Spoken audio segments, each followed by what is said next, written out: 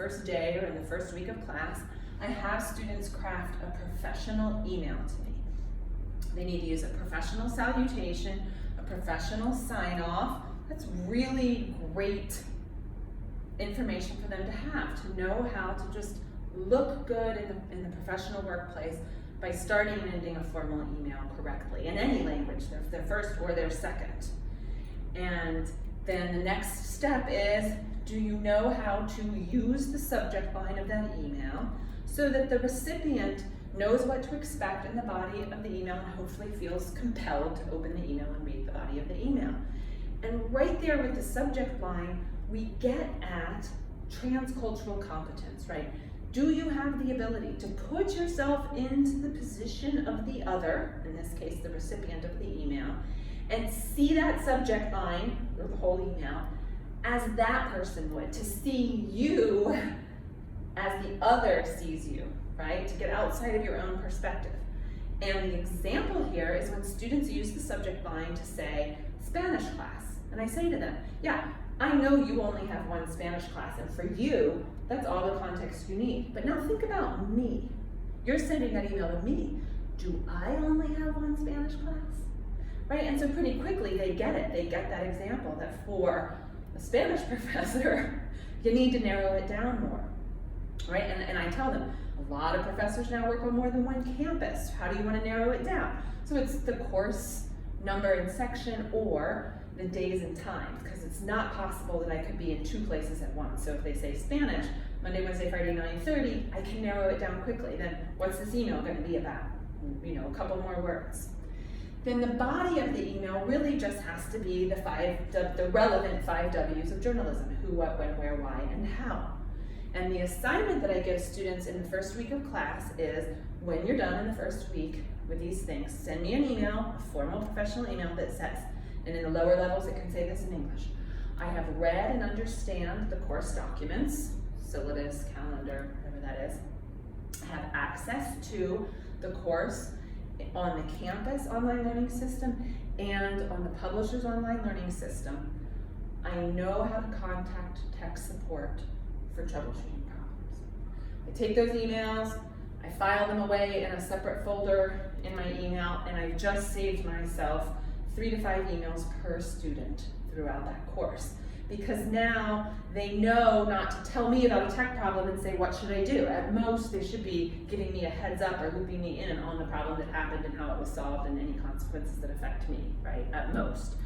And with the course documents, right, they have to know to consult those course documents and not ask me, where's your office? When are your office hours? Oh, how much is the midterm exam worth in the final grade, right? I don't carry that information around inside my head for every course I teach. I would have to open up that document to get that information too. You do that, right? And I talk to them explicitly about that. You have to know what your resources are and use them. And that adds the layer of the soft skills or executive function skills that employers say they most want in new hires who are recent grads, right? Resourcefulness, independence, problem solving, the ability to deal with ambiguity, right? So we're giving them sort of layers of skills, practical, but also those skills that we really value, like transcultural competence, and streamlining the quantity of emails in our inbox, right? So similar to professional emails, cover memos are a good way to talk to students about how they're going to apply their written communication skills in the workplace, because they develop fabulous written communication skills in our courses, but they're not going to have to write essays in the workplace, right? They'll have to write these really succinct emails and cover memos, right? So when they're writing those academic essays, they can just attach a cover memo that says to, from, regarding, and then the brief little bit of information that they're always sharing with you anyway when they hand in compositions, like why is it printed in blue ink, why is it printed on the back of scrap paper, whatever that is. And I don't have my students ever actually attach a whole separate piece of paper, but if they're writing, a couple one-page compositions throughout the course, at the bottom they put a footnote that says, the resources I have used to write this composition are: 1, I set spell check to Spanish, and 2, I used word reference, or whatever other dictionary, to look up the following words, and then 2 or 3 or maximum 5 individual words, right? And so that eliminates the plagiarism problem, right? You have to list all of the resources you used. If you use more resources than those 2 in this context, you're cheating. If you use more than those 2 and don't write them down, you're also cheating, right? You understand that.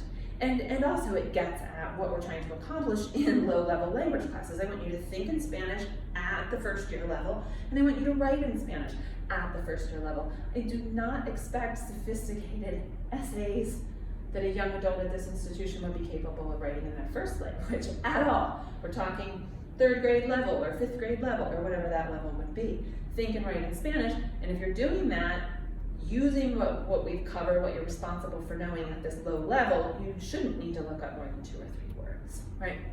So those are 2 examples of written communication skills that we can just layer onto what we're already doing, weave in to the curricula that we already have, but there's all these layers of how we're preparing students for